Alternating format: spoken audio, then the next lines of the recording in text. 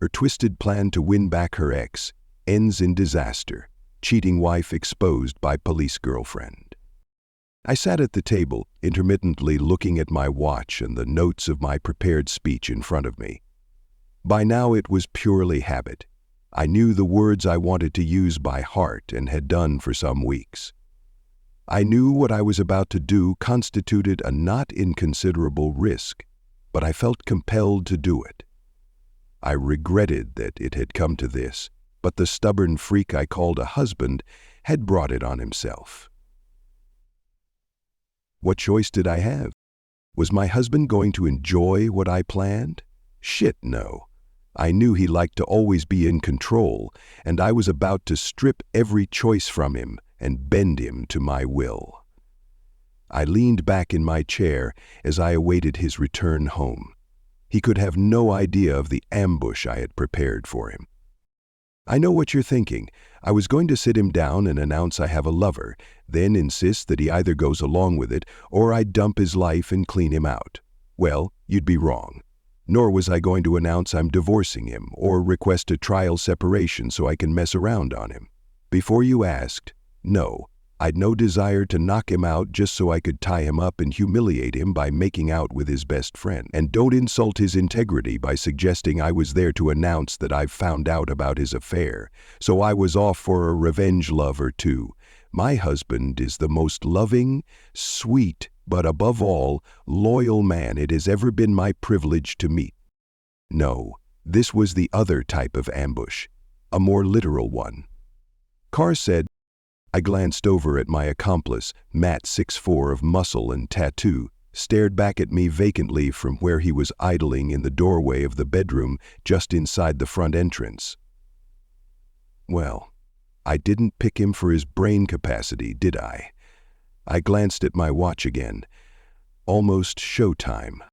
Right on cue, I heard Dave's keys in the lock of the front door. I nodded at Matt and watched him disappear into the shadows. I put on my best smile. Dave opened the door and, without looking inside, shut it behind him.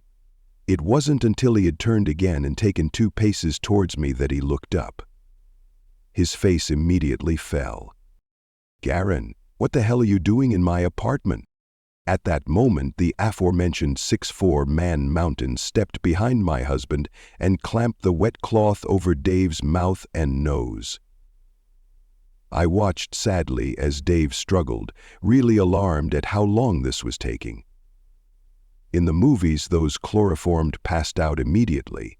In reality, my husband struggled and thrashed, and his eyes rolled around, trying to see his attacker. But the huge biker knew his business. It must have been at least 2 distressing minutes before Dave changed tactics. He momentarily appeared to relax, then lifted his right foot and stomped down. I think his intention was to hit the top of Matt's foot, but he misjudged. Instead, his boot skidded down the biker's shin. I cringed at the reflected pain as even I, like a big and stupid, winced. Quick as a flash, Matt's plan was abandoned. Releasing Dave with one arm, he spun him round and hammered a fist under my husband's chin. Dave saw it coming but was too groggy to protect himself. Finally, I saw his eyes slowly cross, and he slumped in Matt's arm. Oh well, shame, but the effect was the same. In well-rehearsed coordination, Matt and I lifted my recombined husband and carried him into the master bedroom. 5 minutes and 4 ropes later, the job was done. I thanked Matt and paid him the last $200 I owed him for completing the job. He pocketed it, then trundled out the door, patting his pocket to make sure he had his lockpicks. I sat on the side of the bed and gazed lovingly at my husband's face, while I stroked his brow. Why was he turning blue? It suddenly occurred to me that being unconscious and on his back had caused him to swallow his tongue. I tried to prise open his mouth, I don't know why, to try to grab his tongue, I suppose. It wouldn't open more than a little. So I put my hand under his neck and lifted a bit. I heard and felt air rushing into his lungs. I slowly relaxed as the color came back to his face. Now I just had to wait until he came out of his mat-induced swoon. Our mission, like all our past efforts, must fail. It was still a good 10 minutes before his eyes started to flicker. I just sat there stroking his brow. Finally his eyes opened fully. Within seconds he lunged upwards but was pulled back by the ropes. His head thrashed from side to side, looking at his bonds. Finally, seeing he was helpless, he stopped thrashing and just started yelling, "Help!" as loud as he could. I had anticipated this, so I slapped him as hard as I could to stun him a little, then reached for the pre-prepared gag. I had hoped we could talk like civilized human beings, but if you are going to be unreasonable, then a one-sided conversation will have to do. I stopped when I had finished tying the gag and looked once again at the face that I'd loved for 23 years. I took a deep breath and imagined my notes in my head. Once the notes were written in my head, "Now, darling, come on over here." Something was wrong again. He appeared to be unconscious. Come on, I didn't slap him that hard. His eyes were rolled back in his head, and his body was kind of vibrating. Thinking my slap had triggered something, I just sat and stared at this bizarre behavior. In my panic, I thought I could undo whatever it was I'd done by slapping him again. I leapt up and straddled his chest and brought my hand back to administer my medicine. He pulled away from me, revealing a chart, but I was fortunate to be careful. I pushed the plastic away and picked up the chart. Then I shimmered the metal in the reflection of the glass. 2 weeks later, the doctor took me back to see what had happened. I slipped my hand underneath his arm. It felt like water, but then I kissed him. My hand felt like gold. Scores of kisses later. "I'm sorry, darling, this wasn't what was supposed to." My body was suddenly propelled sideways as someone tackled me to the floor. I looked up and saw, to my surprise, another woman. She was a little taller than me and quite beautiful, with flaming red hair. She was a good deal younger and obviously fitter, just like I was before my athletic body had been allowed to run down a little. I found myself pinned to the floor in some sort of wrestling or martial arts hold. The pressure around my throat allowed breathing. I knew that a little more might change that. So, I let my body go limp and just stared up into her startling green eyes. "Let me up, idiot. I have to talk to my husband." "Oh, I will let you up, but not to talk to my boyfriend. I want to see what's wrong with him. Try to interfere and believe me, I will break both your arms. I've called the police, so go or stay, I don't care. Do you understand?" The pressure remained until I nodded my assent. She jumped up and looked at Dave. His condition was still the same. She quickly put her head to his chest and listened. I saw the color drain from her pretty face. Then she jumped up, grabbed the phone, and called an ambulance. As soon as she hung up, she grabbed a knife and cut Dave's bonds while screaming at me to help drag him onto the floor. I was starting to panic. "What's going on?" "I don't know. His heart is beating, but it's all over the place. I can't do CPR on the bed." "What the hell did you do to him?" "A friend of mine knocked him out. But he had to. Dave just wouldn't go out from the chloroform." The tall redhead paused again while she listened to Dave's chest. Maybe there was a discussion about leaving the part outside the house. Maybe he wanted his time with his mother in the park. Maybe he was eating candy cones and started to feel guilty about their accessories. "Nice plan," Nick said. "No, I know he will never have me back. Not after what I did to him. He's way too proud for that." Any more discussion was interrupted when 2 policemen rushed into the apartment. The Hellcat quickly outlined what had happened, and one of the policemen quietly arrested me. As I was led to the door, the worry, the terror, but most of all the frustration just overwhelmed me. I just wanted to tell him why. He has to listen. He has to forgive me. And as long as my speech to him was rough and ruthless, I felt that he was surrendering. I was taken to the police station and put in a holding cell for what seemed like hours. They'd offered to call a lawyer for me, but I knew I couldn't afford one. I'd spent just about all my savings on divorce lawyers until I'd accepted that Dave was gone forever. I was still terrified. What if Dave was dead? Then I could never explain why I'd done what I did and would never get his forgiveness. Finally, I was taken to an interview room. 2 detectives sat me down and turned on a tape machine. I saw no harm in agreeing to be taped while being interviewed, but that was as far as my cooperation was going to go. The first 3 questions I just answered. I refused to answer that on the grounds it will tend to incriminate me. Yes, I'd watched all those cop shows. The 2 detectives were discussing getting a legal aid lawyer for me when there was a knock at the door. A 3rd detective poked his head around the door. There and wants a word. With obvious bad grace, the 2 original detectives left, and the tall redhead entered the room and sat down opposite me. I'm Wendy Dormer, by the way. Is Dame okay? Live, no thanks to you. Your little chloroform trick gave him cardiac arrhythmia. The doctors say that he'll be fine until his heart rate lifts above normal.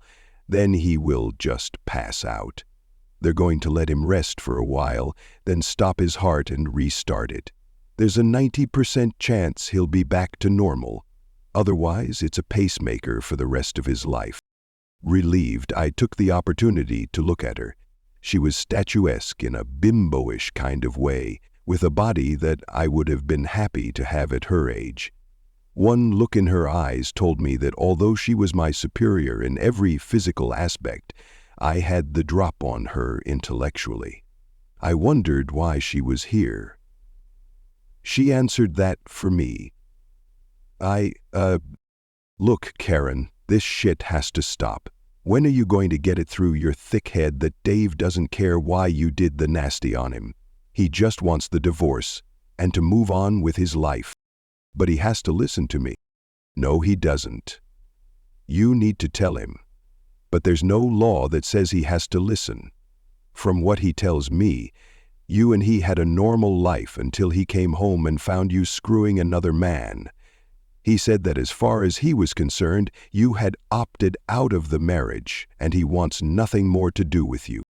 But he owes it to me to just listen to why I did what I did. I know he and I are finished, but he has to forgive me. After he moved out, I tried phoning him, but he never answered. The same went with the emails. They just disappeared into the ether, and I never heard anything. I sent him a letter, and he just returned it unopened. I even tried a registered letter, but he refused to accept it. God, it is so frustrating. I tried accosting him at his work, but he just put his finger in his ears and refused to listen. Then called security. I tried explaining it to his mom, but she just called me a bad lady and hung up. I even tried getting my mom and dad to intervene, but they told me they didn't want anything to do with me anymore. That hurt, but not as much as when my own kids refused to talk to me. My last effort was to refuse to sign the divorce papers unless he sat down with me one-on-one. He just halted the process. It is so freaking frustrating. If I could just tell him why I did it, then we could all move on and people would just start talking to me again. People. Anyone. Yes, I can see it would be frustrating. Let me tell you, Dave was disappointed that the kids took the attitude they did. He tried to tell them they shouldn't judge you, that the crimes you committed were against him, not them. But they're adults now and can form their own opinions. They're good kids. They and my 2 get on really well. Where did you see them? Did you go to Sydney? No, they were here last week. It's the 2nd semester break. She let the news that my own children were in town, but didn't come to see me, sink in. Look, Karen, if it's going to save Dave's life and stop you doing this shit again, I'll be happy to listen to you now. I promise to try to get Dave to hear me out. I seriously considered her offer. I stared at her innocent, slightly vacuous expression. What the hell? I had nothing to lose and lots to gain. The police had only a circumstantial case, with only Dave as a direct witness. I knew I could rely on his good nature not to press charges against me. If this lady tried to make a statement, I would just deny it. Eating breakfast. Shit. In my business life, I had two dumb freaks like her before breakfast every day. I decided to sound her out on one of the minor justifications I'd prepared. Okay, I was a virgin when we married, and I'd always thought I may have been missing out on something. Chris died 10 years later before his accident. Yes, Dave thought it might be something like that, but he said that getting married a virgin had been at your insistence. He said he'd put gentle pressure on you to give it up. He even said he flagged it as a potential problem way back then. I agreed with him that it would be grossly unfair for you to use that as a reason, when it was your choice back then. Wendy's interruption caught me by surprise. She was being a little more forceful than I'd expected. That was nothing to the surprise of her next statement. In the story, and don't try to tell me you were just getting even for Dave playing away or neglecting you. The kids told me that growing up he'd always been attentive to you and spent all his free time with you and them. Don't try to tell me that he cheated on you first. I know him well enough to say that he is the most loyal, trustworthy, honorable, and respected man I have ever met. He would never dream of disrespecting you. Until you threw him away, that is. This woman was starting to piss me off with her naivety. I knew my voice was louder and shriller than I meant it to be, but I was beyond caring. Well, that was the freaking problem, wasn't it? Respect. I've got a friggin' university degree. Dave never made it past high school. I clawed myself up the corporate ladder after taking off 10 years to look after the kids, and nobody said shit. Dave gets promoted to foreman, and it's like everyone thinks he's been elected president. I hang around with sweaty BMWs and dress nice. He hangs around with sweaty blue-collar yobs who drive Fords.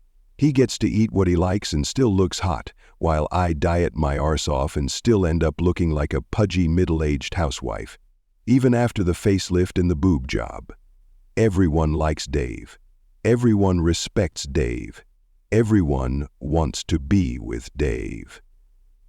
I hate it. I paused to try to lower my voice below the screech I knew it had become. Even when I got a promotion last year to group manager, all my own parents could say was that with all the money they'd spent on my education, they expected nothing less. But that didn't stop them raving about Dave's bonus. I earned more in 3 weeks than Dave's bonus was for the entire year. It just wasn't fair. That year I spent a bloody fortune on a hairdo, makeup, and a dress for my company Christmas party. I turn up and all anyone has to say is, "Where's Dave?"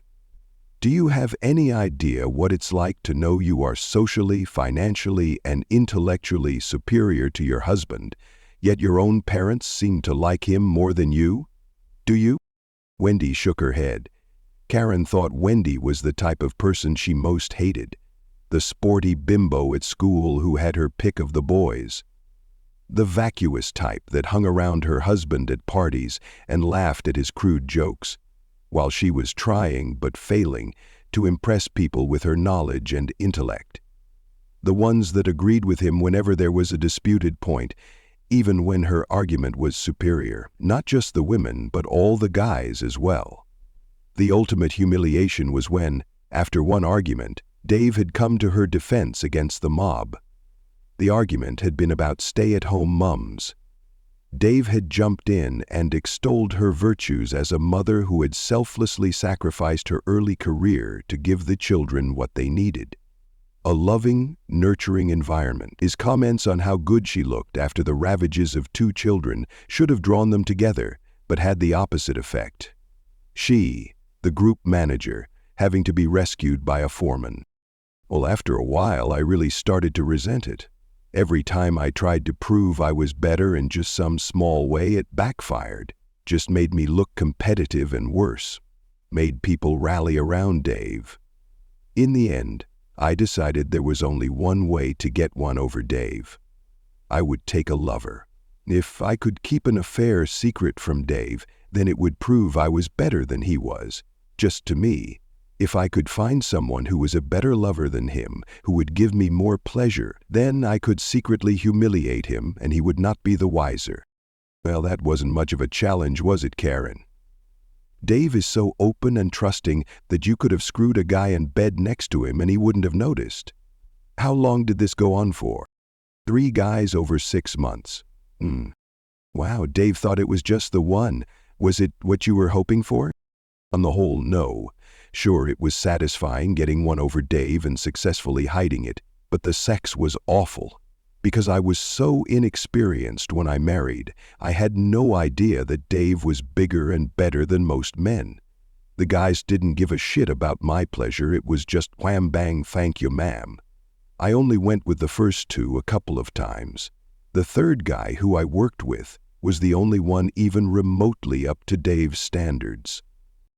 So why didn't you give it up? Because if I did, then Dave would have won again. I felt I had to keep going until I had better sex with someone than the sex I had with Dave. Then I could have retired knowing I'd had better sex than Dave had ever had, and I could have stopped knowing something Dave never would. I was training the third guy, John, up with everything I liked best. I could see this logic just wasn't registering with Wendy. Serves you right, lady. You should have been concentrating at school rather than sleeping with the entire football team. Doc. So what happened in the end, Karen? What you're telling me now doesn't sit with what Dave told me. He figured you wanted to be caught. That was why he came home at his normal time and caught you having sex on the couch. Of course, I didn't want to be caught. I knew that Dave would throw me out on my arse if he ever discovered me. I came to realize that John would never get me to where I wanted to be. So I came up with another plan. Dave had sleep with me a couple of times a few hours after I'd been with other guys. It was kind of hot, but still not what I wanted. I made the mistake of reading some stories about humiliation online. There was one about a woman who had her lover come in her, then got her husband to eat her out a short time later. This story struck a real chord with me. I knew this was what I was looking for. If I could pull this off, my obsession would be over. No matter how inferior I felt from then on, I would remember Dave humiliating himself that day. So I took the Monday off and invited John to come over in the afternoon. The plan was for him to give me at least 2 good loads just before Dave came home. I set an alarm for 4:45, knowing that Dave always came home spot on 5:30. I was going to lie on the couch and invite him to dine when he walked in the door. Just my luck that for the first time in years he came home early without ringing. I stopped, realizing that in my anger and frustration I had departed wildly from my script. And he didn't actually come home early, Karen.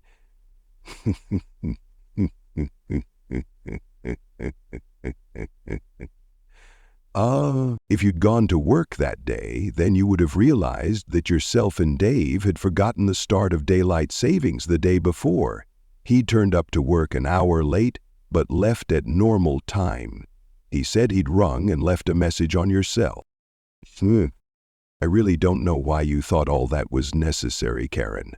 I've talked to Dave a lot about this, helping him heal. At no time did he ever give me the impression he thought he was superior to you. In fact, he worshipped the ground you walked on. As for your parents, when I've spoken to them, they've always given me the impression that apart from this incident, they were very proud of you. Yes, I know that now. I realized that most of it was in my head, but it seemed so real at the time. That's what I wanted to tell Dave all along, but the stubborn freak just wouldn't listen. So you cooked up this little scheme to make him listen to you. How was it supposed to go? Well, I found out where Dave was living and hired a friend of a friend to help me tie him up so he would be forced to listen. I bought some chloroform on the internet and broke into Dave's apartment. When he came in, the guy, was supposed to chloroform him and help me tie him up. It turned to shit, though. The chloroform didn't knock him out, and he started to lash out. My hired help had to knock him out with his fist. Then we tied him up. But just after he started coming round, he had that strange fit thing. I slapped him to get him to pay attention, and that was when you burst in. You will keep your promise, won't you, Wendy? You will tell Dave why I did it, won't you? Before I answer that, Karen, I just wanted to ask how you think your scheme turned out. Well, Dave won again, didn't he? I lost my job, all my friends and family deserted me, and even my own kids won't even tell me when they're in town. Meanwhile, Dave gets to be the victim. My reputation is in tatters. I'm damaged goods. If I ever want a date, I'll have to leave town. Dave gets women flocking to line up just on the off chance you and he split up. No chance of that, Karen. I know gold when I see it. Now back to your question. I have no intention of telling Dave your twisted logic for destroying his life. Frankly, I didn't understand a word of it, and I can only see it inflicting more pain on him. Maybe one day when he is stronger, I'll trickle-feed it to him. Who knows? As I was calling her a reneging lady, I noticed she was twirling the index finger of her right hand in a circular motion while pointing it at the ceiling. The meaning of this became apparent when the door opened and the original two detectives re-entered the interview room. One walked straight to the tape recorder on the table, hit stop, and retrieved both tapes. See her now, a loose woman standing up, mistakenly. Well done, Sergeant Dormer. An unusual tactic, but a plain confession of breaking and entering, assault, conspiracy, and unlawful restraint. We'll have to see how Mr. Brown goes after the operation to see what other charges we can come up with. Lydia looked down at her foot. It was growing too, by the way. Thanks, Rex. I know Dave will hate this, but the only way he will ever be able to relax after this is if this mad lady is safely behind bars. She turned just before she got to the door. Karen, when you get out, please respect Dave's wish to never see you again. I was too bewildered to even answer. Shit, was I smarter than anyone? Thanks for watching. If you enjoyed this story, don't forget to like this video, comment your thoughts below, and of course subscribe to the channel for more gripping stories like this one. And make sure to hit the notification bell so you never miss an update. See you in the next one.